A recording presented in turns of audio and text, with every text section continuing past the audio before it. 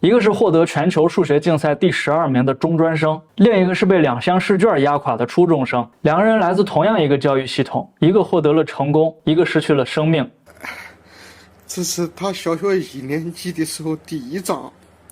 Hello， 大家好，我是叶绿绿。看到2个新闻，一个是17岁女孩江平参加全球数学竞赛，获得了12强的名次；另一个是14岁的河南女孩，因为无法忍受巨大的学业压力，选择了自杀。江平获得12强这个事儿，在所有的短视频平台已经铺天盖地的在宣传了。她也顺理成章的在流量的加持之下，成了人们口中的别人家的孩子。这个14岁女孩的故事是她的父亲在整理这个姑娘的遗物的时候，看着姑娘获得了很多的奖状，以及半年以来写过的所有卷子，忽然就泣不成声录了一个视频，把她姑娘的生前的经历告诉大家。特别让人难以置信的是，这个父亲整理出来2大箱子的卷子书籍，整整2大箱子。他说这是他姑娘180天，也就是半年之内所写过的所有的卷子。他拿起一本像书一样厚的试卷，他告诉观众，你看这么厚的习题本，你以为它是书吗？它其实是卷子。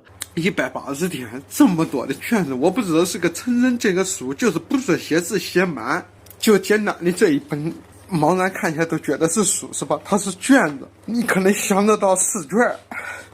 这只是其中一点儿。事实上，他后来翻到一个他女儿非常自律的一个笔记本，笔记本上写着每天需要做的习题、卷子、要学的学科，每一行笔记都很短。第一行写的是日期，第2行写的要做什么。其中6月10号是最后一天，就是他姑娘去世的那一天。那一天正好也是个端午节。这个父亲说到这儿的时候，他夸自己的姑娘其实是一个非常自律、非常懂事的一个孩子。突然怎么就想不通，在6月10号这一天就选择结束自己的生命。他父亲在这个视频里面说，让教育部门的、让老师、让学校系统的这些人要重视这个事情。孩子的压力为什么这么大，把一个14岁的少年逼得走上了一条绝路。最让人动容的还是这个父亲在这个视频里面所说的一口河南话，在祈求的时候，所有的事情都是假设的口吻，在告诉大家有没有其他的方法让孩子不要承担这么大的压力，让他快乐的学习，哪怕他考第2名，我们也不会苛责他。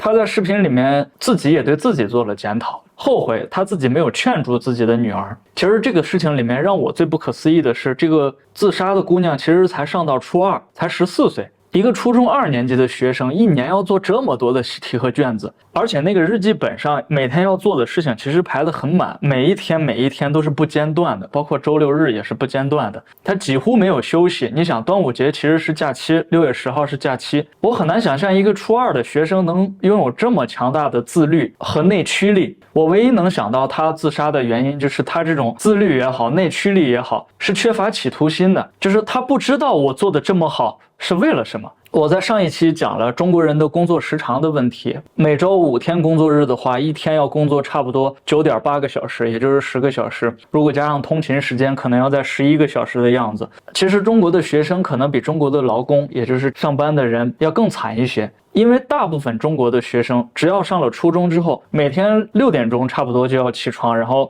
急急忙忙吃口饭，从7点的时候就要坐在教室里面，然后早读啊、自习啊，然后上课，一节接着一节的课，中间只有10分钟或者15分钟的休息。中午急急忙忙吃个饭，可能在课桌上趴一会儿休息一下，下午又是一节接一节的课，上到晚上6、7点钟，紧接着是晚饭，晚饭吃完了还没有结束，要去上自习。这个自习一上就到了晚上的差不多10点、11点的样子，日复一日的都是如此，每天又有写不完的作业，一整天的时间其实都是耗在这个学习上的。我不知道这样子去学将来能得到什么，反正首先得到的是精神疾病，因为他没有办法去放松自己。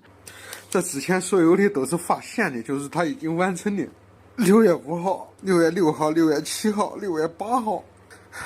9号、10号，10号那天端午节，他离开了这个世界。这是他剩下的东西，这些东西其实他都做完了，我是知道的。除了每天的自习和作业之外，周末孩子们还有家庭作业。就我一直搞不清楚这个家庭作业的概念，因为我小时候也没少写这样的家庭作业。也就是说，周末父母们在休息的时候，孩子其实还是不能休息的，他要把这个家庭作业去完成。如果说在这个节骨眼上，家长还要跟其他的家长去卷，给孩子报一个什么艺术培训的课程，那这个孩子其实一年365天能休息的时间并不多的，每一天都得为自己的学业操心。就是我们从小受这个应试教育的人都知道，我们从上学那一天起就进到了一个类似于现在企业所说的那种末位淘汰制的竞争关系里面，全年级排名，每一个班排名，按照科目去排名等等，就是你不知不觉的已经在这个末位淘汰制的体系里面了，你不竞争是不可能的。当然，这两个女孩的不同境遇和选择，在互联网上的曝光量也是不一样的。我大概搜了一下那个江平获得数学竞赛12名的新闻，满屏都是，包括央视也在报道，每一个的播放量几乎都在10万加。那么这个14岁女孩的父亲发的这条视频只是很小范围的传播，你搜的时候都搜不到。我之所以说这件事情，就是因为他们流量和关注度不匹配，反映出的一个现象，就是我们依然认为榜样的力量是正确的，是至高无上的。越是这样子下去，我觉得这个教育方式和体系越会伤害更多的孩子和家庭。可是这每个家庭都是受害者的情况下，我们是找不到加害者的。他也知道自己的姑娘是被强大的压力逼死的，但是他不知道怪谁。最近高考结束，互联网上有很多话题其实是围绕高考来展开的。有一个在河南参加高考的男孩子，在接受记者采访的时候说，他的高中3年是他一生当中最漫长、最残酷的噩梦。当他上了大学，到了大学1年级的时候，他就默默地在自己心里面对自己发誓，这辈子都不要卷死卷活的去学习了。可见他在高中的3年，因为刷题，因为要考高分，对自己的内心做了多少摧残和改造。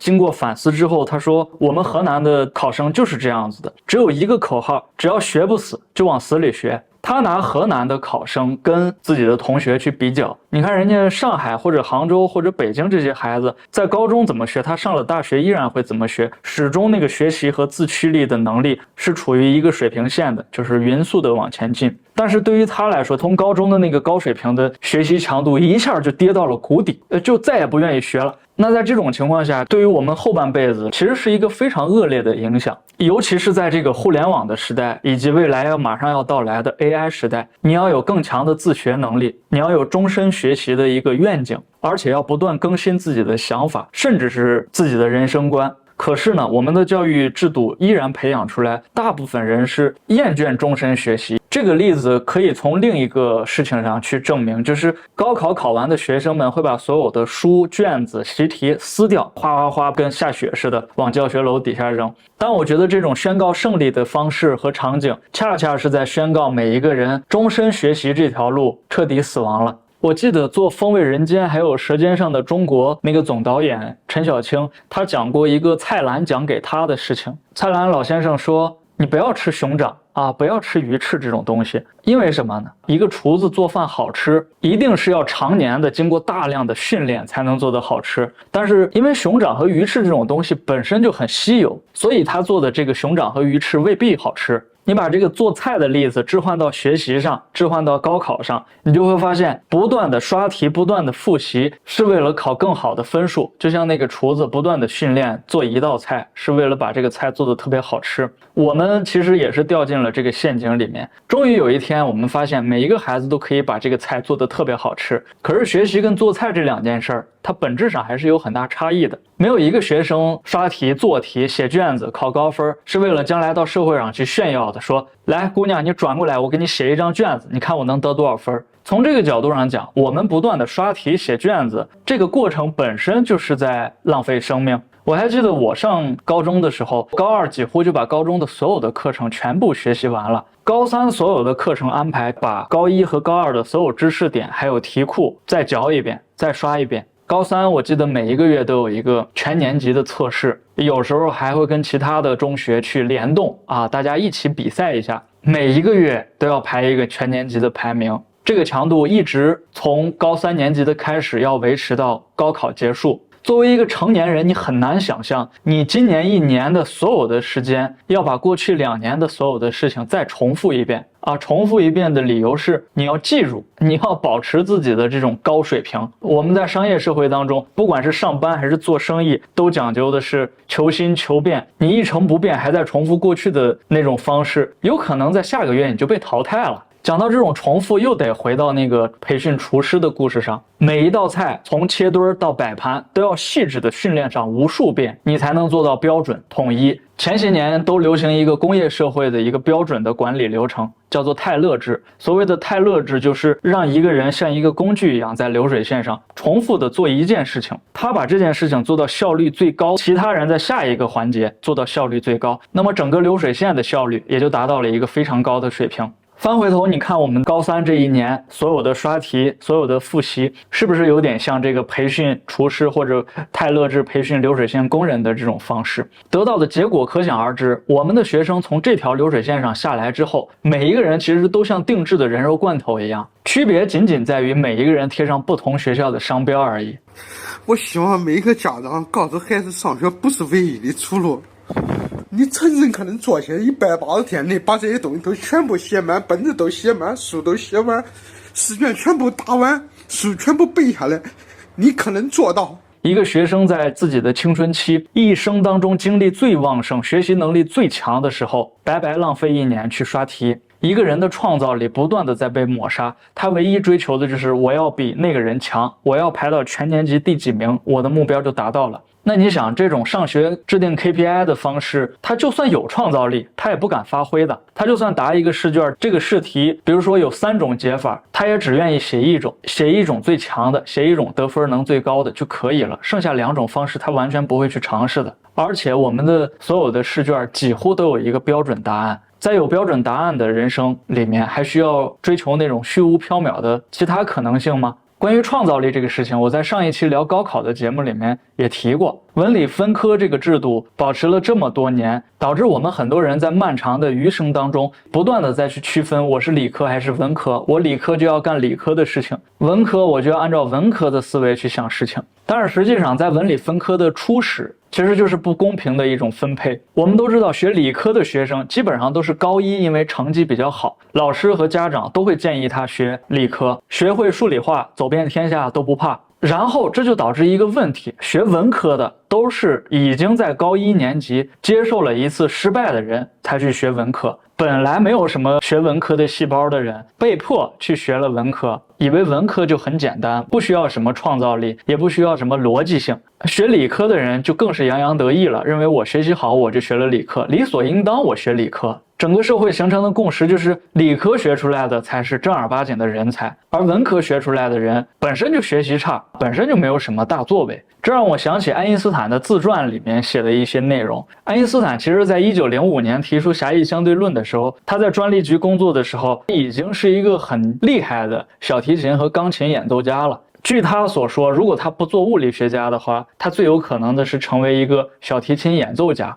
在后来的他漫长的学术生涯当中，他也经常提到，他作为一个理论物理学家，用数学推导出公式的时候，假设这个公式在美感上，在艺术上不成立，他就会放弃这个公式。如果说这个公式在美学上是站得住脚的，他就会下意识地认为这个公式有可能是对的，甚至他因为这种学术和观赏2方面的一致性，去解释宇宙当中那些不可言说的奥秘。爱因斯坦还曾用极具诗意的话语向公众去解释什么叫做相对论。他是这么说的：你和一个姑娘在公园的长椅上坐了1个小时，觉得只过了1分钟；你紧挨着一个火炉坐了1分钟，却觉得过了1个小时。这就是相对论。我之所以说爱因斯坦这个例子，就是因为我们文理分科的这种制度忽略了一个人既要有人文精神，又要有科学素养。这2样东西放在传统中国的语境里面，应该叫做德才兼备。只不过这些事儿我们在后来的教育当中都不怎么提了，所有人的奋斗目标都是名次。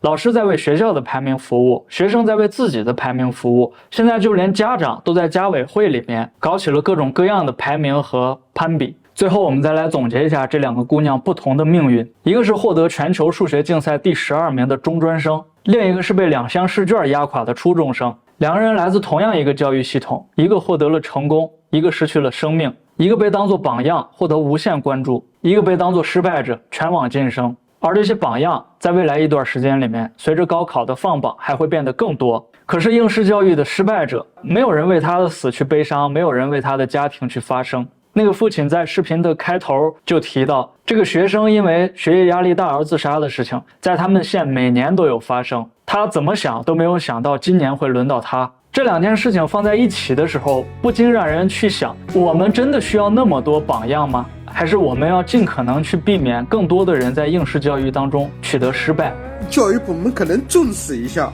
你光听家里去讲没有用，